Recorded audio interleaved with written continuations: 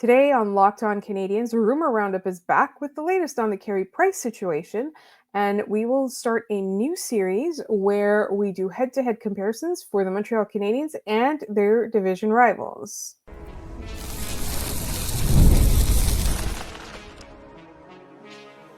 You are Locked On Canadiens, your daily podcast on the Montreal Canadiens, part of the Locked On Podcast Network, your team every day.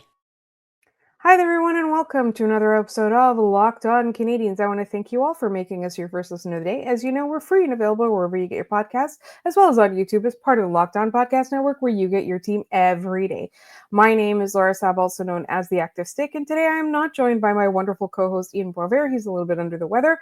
Hopefully, he'll be joining me on tomorrow's episode. The plan was for him to be back this week.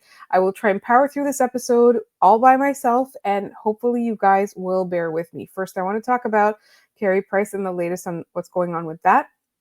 And then I want to do a new listener-driven series. We had a listener ask us to do head-to-head comparisons between the Montreal Canadiens and their division rivals, and that is coming today. And I'm going to start with the top two teams in the division, and I'm very pointedly selecting Florida and Tampa, and very, very pointedly selecting those as the top two. And we'll see how the Canadiens stack up against them, and hopefully some things either they can learn or they can try to emulate from those teams. But first, let's talk about Carey Price. The general consensus in the market appears to be that he's going to be traded or that he should be traded. There is nobody that is reporting, no insiders, no columnists, no opinion people that are reporting that Carey Price will not or should not be traded. Kent Hughes is obviously working the phones, and depending on who you listen to and who you believe, there's definitely a front-running team for the Montreal Canadiens for this Carey Price contract. Now, as of this moment, I'm recording. I waited as close to midnight as I possibly could on Monday night to release this Tuesday episode. Nothing has happened. In true Kent Hughes fashion, though, he loves to do the thing where we talk about something, release the episode at midnight, and then he does the thing, and the news gets released at 8 o'clock in the morning the following day, rendering the entire episode obsolete. So you're going to have to bear with me. This is the latest that I have been hearing / reading on the Carey Price contract. Now, Renaud Lavoie, the first thing that the first bit of really crucial information I found in his column about Carey Price needing to be traded is that, the Canadiens absolutely have to trade him, is that they're going to be meeting in Detroit over the next couple of days. When I say they, I don't mean Carey Price and the Montreal Canadiens. I mean the general managers of the National Hockey League. So there may be conversations there. But it's not like Kent Hughes is a stranger or new to working phones, right? He's been talking about this. He's been working the phones. Carey Price's bonus, his last bonus, has been paid out.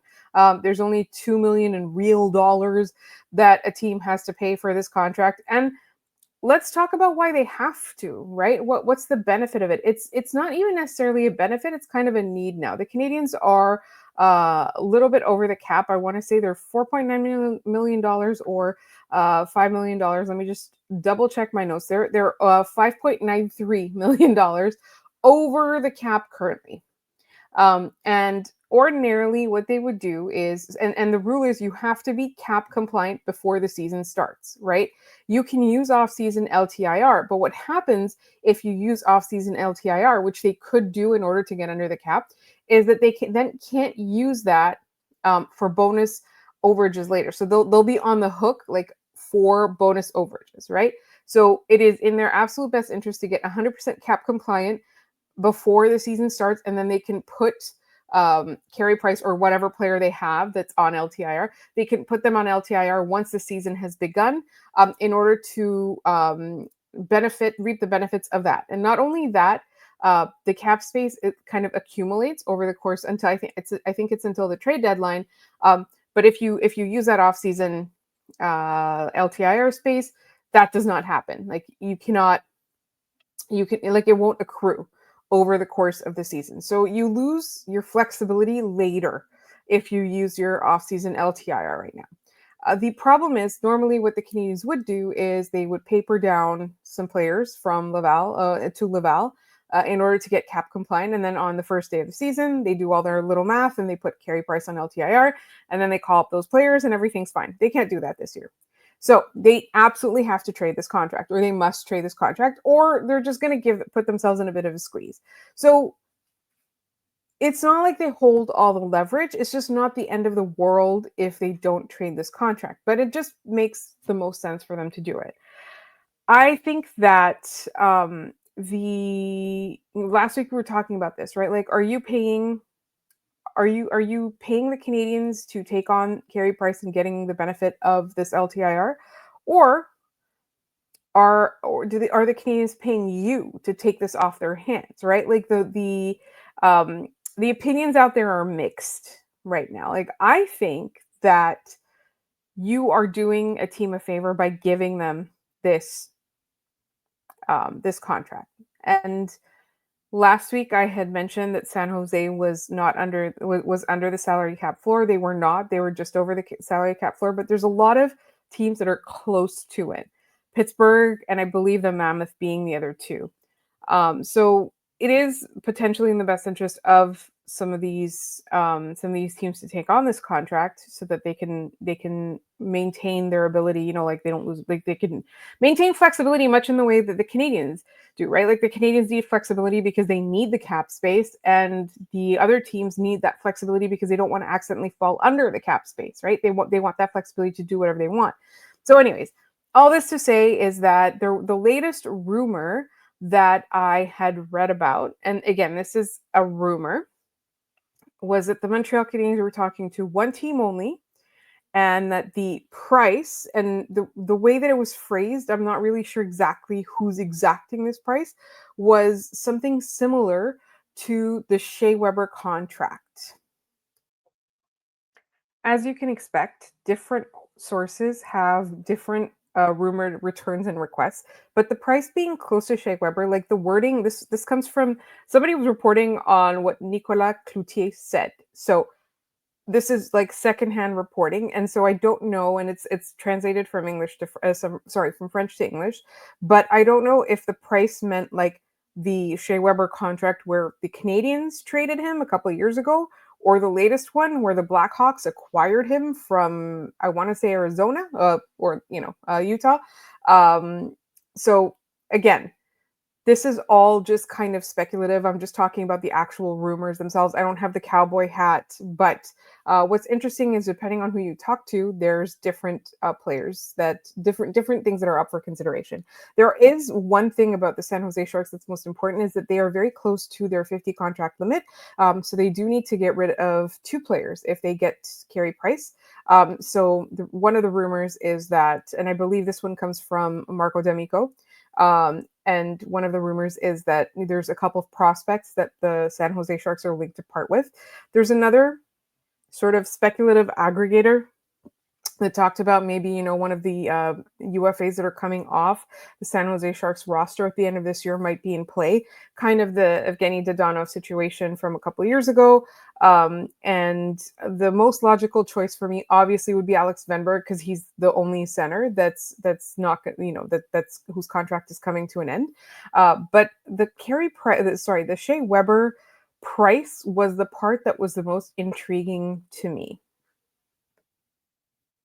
because the latest trade involved the Shea Weber contract plus the rights to two prospects for a 2026 fifth round pick. So if that's the market, it's a lot less intriguing to me than if it's, the price when he got traded from the Canadiens in the first place. So it remains kind of to be seen, because if the Sharks are indeed the front runner, and Pittsburgh comes up, but the most smoke is around the San Jose Sharks, it's going to be really interesting to see what happens. Can the Canadiens grab two prospects and make players out of them? Are the Canadiens going to go for UFA centers to give them a little bit more time and flexibility to find that center depth that they really need? And so, it's not happened yet, but given that it is imminent, I do think that the Montreal Canadiens are not in the position of the highest leverage.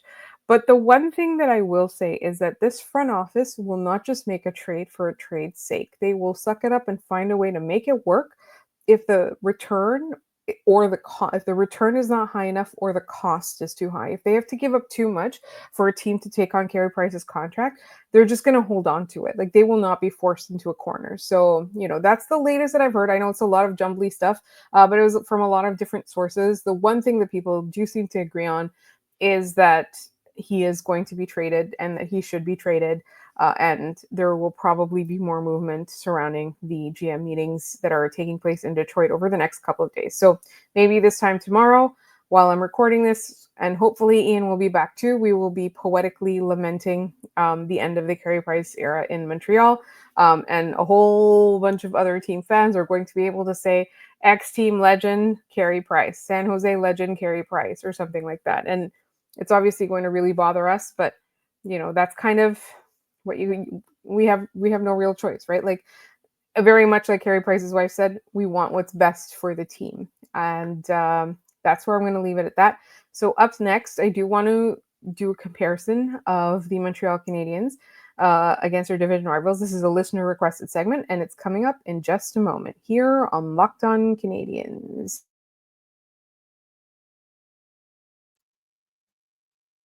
This episode is brought to you by FanDuel. The NFL season is almost here, and FanDuel is making sure you're ready for kickoff with a can't-miss offer.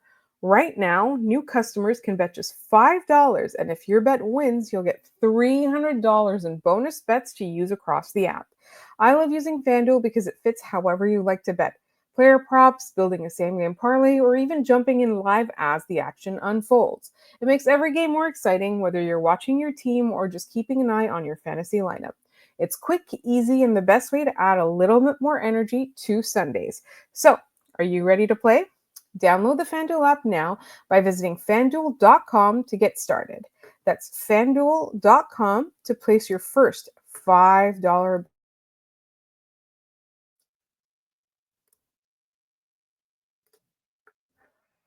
Listeners, we do have a favor to ask you, and it's an important request. Locked On wants to hear from you. We've put together a survey to learn more about our listeners and make your favorite podcasts even better. This is your chance to tell us what you like, what you don't, and answer questions about our advertising. Go to lockedonpodcast.com/survey to get started. Everyone who completes the survey will be entered for a chance to win one of 10 $100 Amazon gift cards. Again, that's lockedonpodcasts.com/survey. You can also find the link in the show notes. Thank you for helping us out. All right. This was a request that came from one of our listeners, and the listener asked us for a head-to-head comparison, which some of the other podcasts on the NHL channel are doing, for a head-to-head comparison with division rivals. And so I decided to start with what I think are the top two division rivals, and I selected Florida and Tampa, and I very deliberately kept Toronto for third because I think that when I tried to stack them up, I tried to do comparisons using, expected goals for. I looked at their roster depth. I looked at the penalty killing. I looked at the power plays. I looked at the goaltending. I looked at a lot of factors. And Toronto is extremely talented and top heavy, but they are top heavy, and I don't think that they did a whole lot over the course of the offseason to really push themselves ahead. And I know that Tampa is on the decline. I don't think anyone can disagree with that. But when I look at their depth, I like it a lot better. When I look at who I'm scared of facing in the playoffs, I find Tampa much more of a hurdle to overcome. They're getting a little bit older, but they're going to do that one last kick at the can until there are no players left, I think. Anyway, that's enough of my reasoning for why I put Tampa ahead of Toronto, because I do need to talk about Florida. And I think the thing about Florida is that they're a juggernaut. They're relentless. So it's too easy to say that Florida is just so much better than Montreal. Like, I don't really want to approach this exercise that way. What I do want is to approach this exercise in such a way to say, how can Montreal come closer to what Florida has to offer, right? Because if you look, maybe objectively, your Austin Matthews is more talented than your Matthew Tkachuk, for example, right? You're you can't kind of you can't do player head to head. You can't just kind of give up and say, okay, Montreal's just not. They're not. Objectively, Florida is much better than Montreal. But what does Florida do that makes them so successful? And it's so easy to say toughness, but it's a whole lot of things, right? And it's the same thing that Tampa has, is that up front, the depth is what I would call relentless, right? You need a top six that is so full of talent and ability to just be that, like, your worst players in your forward core are still elite players, right? Like, are still players that, like, for example, get invited to the Team Canada at the Four Nations, are still guys like Brad Marchand, right?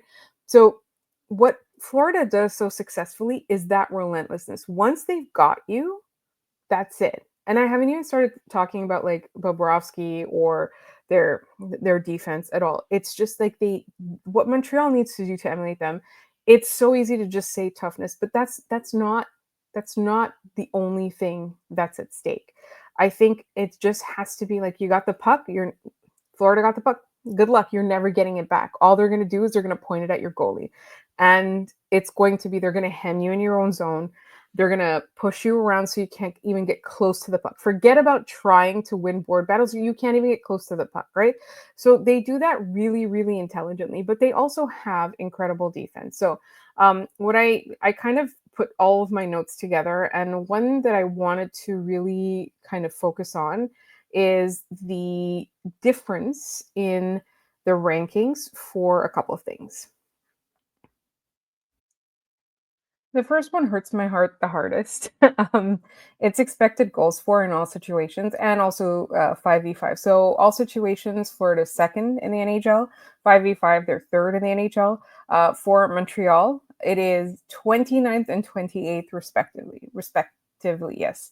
So, they're not in the same league when it talks to that, when you talk about that. But when it comes to special teams, which is one that I did kind of want to point out, because I was a bit surprised, not by Montreal stats, but by Florida stats. Like Montreal has a tiny edge in the regular season for penalty killing over Florida. But for power play, obviously the Canadiens are pretty, like, they're 21st. Bottom third, not great. But the Panthers are actually, like, middle of the pack. They're not that great at the power play. It's really 5v5, which really brings out their power. I like to call it their power. Like, they're terrifying for me, and that's the reason, right? So I did also want to talk about, like, a couple of the players, for example, goaltending, right? Like, you've got Sergei Bobrovsky, who I think his body of work now speaks for itself. Like, we thought of him as a very, like, 1 year on, 1 year off goalie. There are a lot of questions when he got paid as much as he got paid. We all kind of pointed and maybe weren't so nice about it, but in the last couple of years, particularly with their playoff runs, he's been incredible, and they haven't had to worry about him, right? So what the Montreal Canadiens currently do not have is a lot of faith back there, right? And I'm not comparing the players, like, specifically like Samuel Montembeault and Sergei Bobrovsky. I'm just saying the Montreal Canadiens need to be able to rely on what's back there, and they need to be able to play with confidence. And I haven't seen them always do that, particularly in the first half of the last season, right? So that's something that it's both Samuel Montembeault on the team and the coaching staff can work on. The other thing that I did want to point out is that I looked at the depth chart for the Montreal Canadiens defense and the depth chart for the Florida Panthers defense, and there's a couple of really good guys, and then there's a bunch of guys who know how to do their job. Now in Montreal, there's a couple of really good guys, and then a bunch of guys who are learning to do their jobs. That's kind of a big difference. So I think really the edge that the Montreal Canadiens really need to figure out is that forward group that I was talking about. I know this is a little bit all over the place. It's just because I'm not as organized as my co-host, and his notes are very much like in linear order, and he's able to pull them up at any time. I just look at, like, whatever I have set up in different little notes, and then I just talk about what my eye is drawn to. But I guess the point that I'm trying to make is that it's not that the Florida Panthers are hopelessly better than the Canadiens, or the Canadiens are hopelessly worse than the Florida Panthers. It's that the Florida Panthers have a formula that works, and it's not just beating you up. It is getting in your face, getting in your kitchen, and not getting out. You give them an opportunity, you're going to regret it. So that's really the thesis that I have that for that head-to-head comparison. But up next, I do want to talk about Tampa, and this one's going to be a little bit trickier because I just think that they are way not done. They're not cooked yet, and we're going to talk about that in just a moment.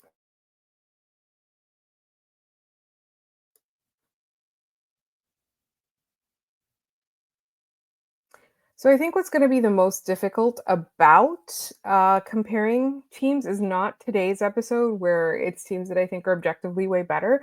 It's comparing Montreal to Detroit, and then Buffalo, and then Ottawa, right?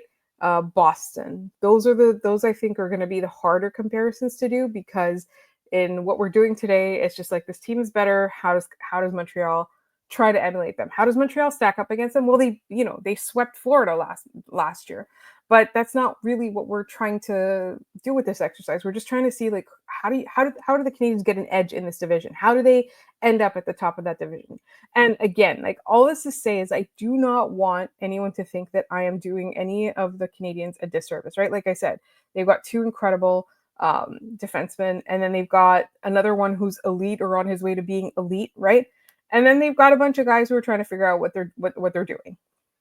It's not a bad thing. They just need to figure it out before this team starts making the playoffs on a regular basis. That's essentially it. Back to Tampa. Let's talk for a second about Nikita Kucherov. That is the kind of player that I would want on the Montreal Canadiens, including that personality. Now, I hate him, and I want it very, very clear on the record that I hate him. But I would want the type of player on this team that everyone hates. And I think the person who's going to be the closest to becoming that is probably going to be Uri Slavkovsky, if he can build his attitude and his edge a little bit more. I think he wants to do that. But I would say that with Tampa, there's a bunch of factors that I would still consider one of the best in the NHL, right? So even though you have your Colorado, you have your Florida, you have your talents, right? Like, you've got your Cale Makar, McDavid, all of that, the Hughes brother, all of that. You look at all of that, and you look at Tampa. Like, to me, like, for a long stretch of time, John Cooper was the best coach in the NHL, right?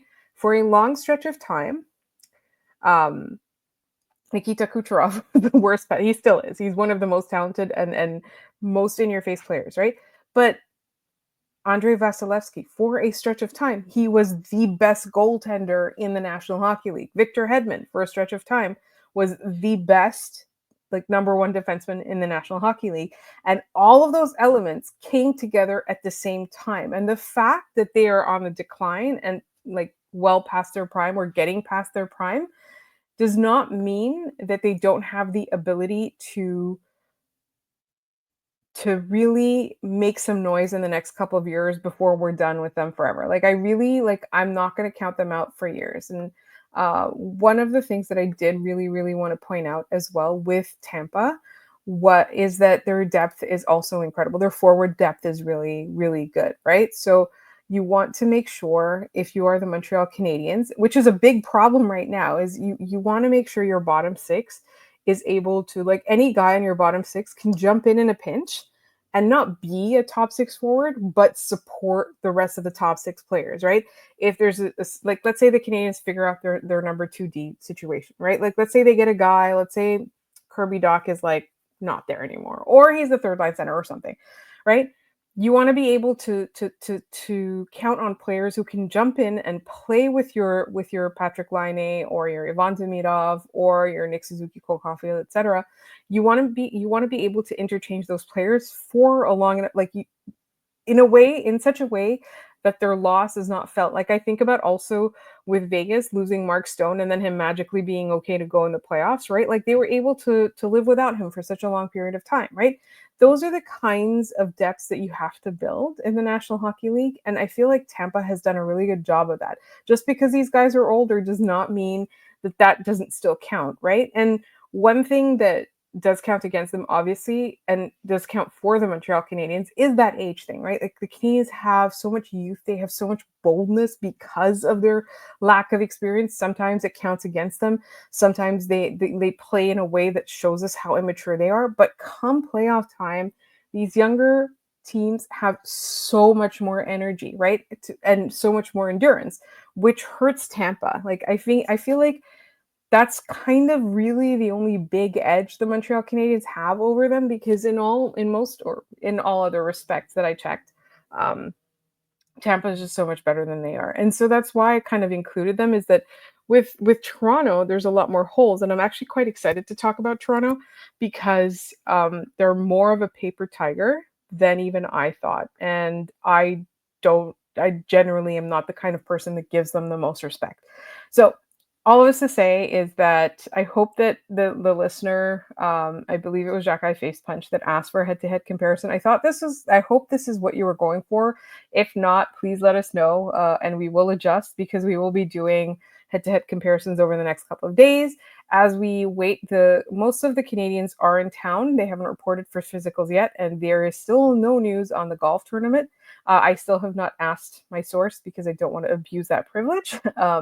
But at the same time, we're getting really close enough that next week we are going back up to 5 days a week. So this week was our last 3 episode a week week, and I said week like 600 times. And starting next week, we'll be back for 5 days. We still haven't done a whole bunch of stuff. We still haven't done our Nick Suzuki season review from last year, which we do absolutely have to do this week. We'll do some more head-to-head comparisons. I did want to ask my co-host as well his opinion on where the division, like how the division stacks up, maybe after we do this head-to-head. And then we still have some draft analysis coming up, believe it or not. So there's still a lot coming up, and so you want to make sure that you're subscribed to this podcast wherever you get your podcasts, as well as on YouTube. You will find us all over social media. We're on TikTok at Locked On Canadiens. We're on Blue Sky at Locked On Canadiens. We are on Instagram at Locked On Canadiens. You can also DM us there. You can send us mailbag questions to lockedoncanadiens@gmail.com. You'll find me on social media at The Active Stick. You'll find my co-host at maybe it's Ian. Hopefully he'll be back tomorrow. But either way, thank you so much for listening, because I for sure will be back tomorrow.